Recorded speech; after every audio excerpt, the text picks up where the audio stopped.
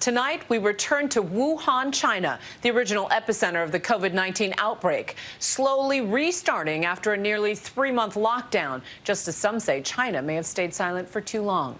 Here's ABC's Bob Woodruff with the birth of a pandemic.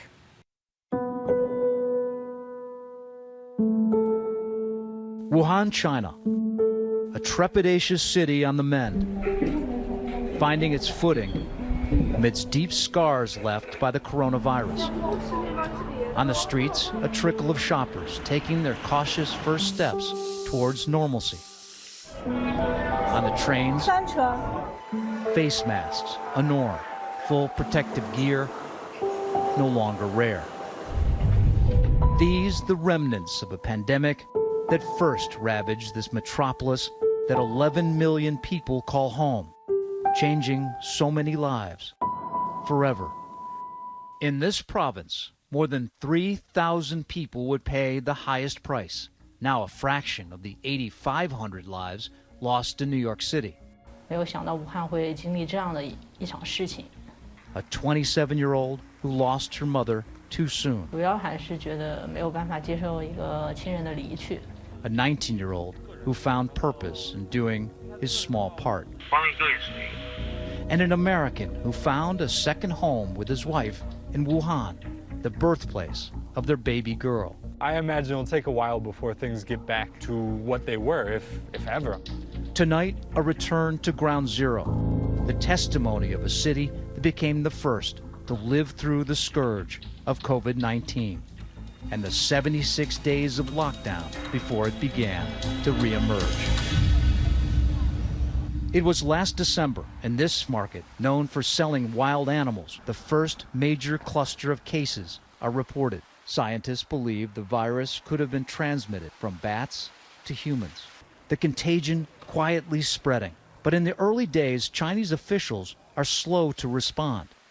When I fly through Wuhan on January 22nd, this usually busy airport almost empty. This is the international section of the Wuhan airport, and there's basically almost no one here. It seems empty.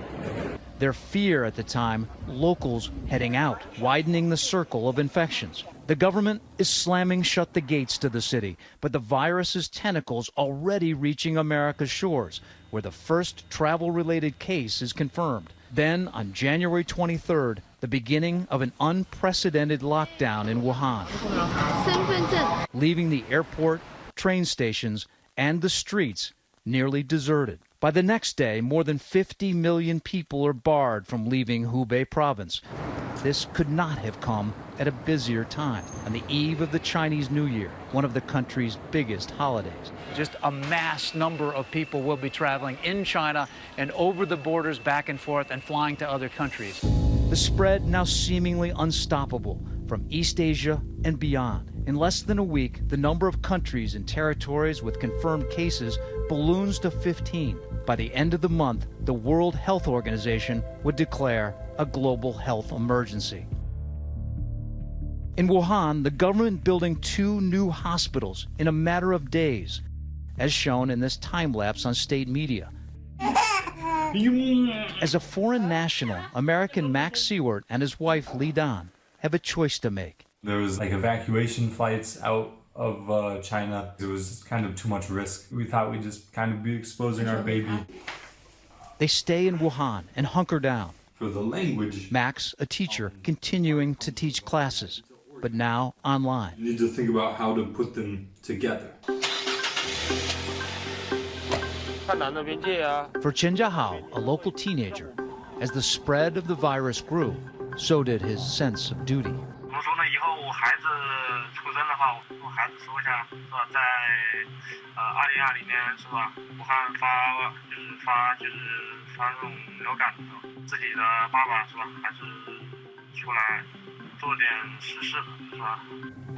He's a driver.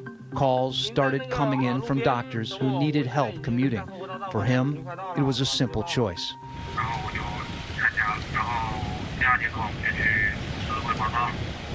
For the doctors, he was transporting the virus, a threat in more ways than one.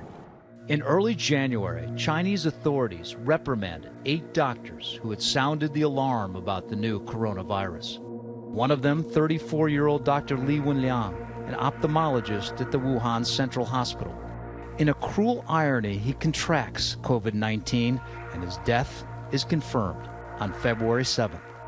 Grief and anger over government censorship erupt on Chinese social media, many demanding transparency.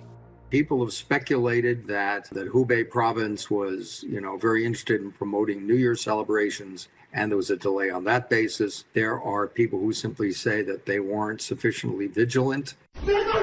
But soon, quarantine enters full force. Authorities seen dragging a couple from their apartment after they reportedly refused to self-quarantine. Another Wuhan local, the 51-year-old mother of a woman who asked to be called Nina, develops a cough, and a chest scan reveals a lung infection. But even after testing positive for COVID-19, there are no available hospital beds. On February 10th, a bed finally opens up at a local hospital. With her mother no longer able to walk, Nina takes her in on a wheelchair. 他一直就说他说这个病可能不会让他就是很严重之类的。 This was the last time she saw her mother. 其实我妈妈是一个特别乐观的人。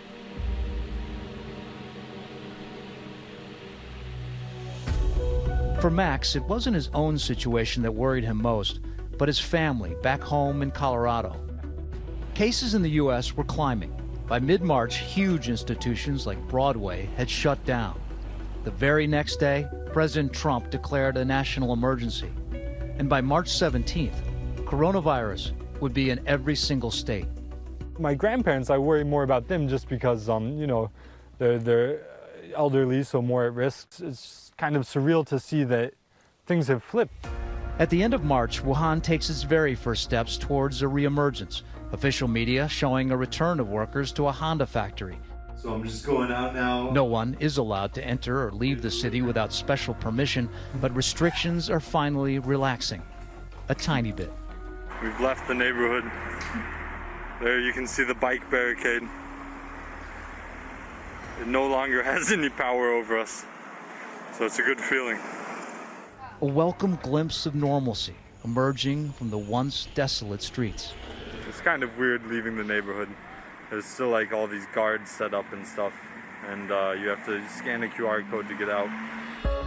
Part of how Wuhan is managing the virus's spread is through extensive tracking and surveillance. As residents go almost anywhere, they scan a QR code that shows if you're healthy, infected, or have come into contact with someone who is infected. Officials also use technology to check body temperatures. Police even wear helmets they claim can detect heat in a crowd. We don't really have the surveillance and commitment to surveillance that the Chinese have shown. And this is how they were able to get things under control. Far from the epicenter, China now reporting a resurgence of new cases along its remote northern border with Russia, attributing it to travelers crossing over. Almost 100 days after the first reported death, this is Wuhan. The blossoming spring brought with it the sunshine, those ubiquitous face masks, a stark reminder of all this city has gone through. She's never really been outside like this, huh? Nina has since returned to work as a beautician, but she carries the memories of her mother with her. 因为这个事情可能总有一天会被淡忘，但是我们就是只有经历的人才能够这个伤，就是他这个伤口的话，可能还是没有办法，就是可能要经过很长的时间才会淡化这样。 As life here resumes, a message from those who lived through it first, for those of us waiting for the contagion to pass. 失去了之后，你才会就懂得你之前就是珍惜的重要性。 Hi everyone, George Stephanopoulos here. Thanks for checking out the ABC News YouTube channel. If you'd like to get more videos, show highlights, and watch live event coverage, click on the right over here to subscribe to our channel, and don't forget to download the ABC News app for breaking news alerts. Thanks for watching.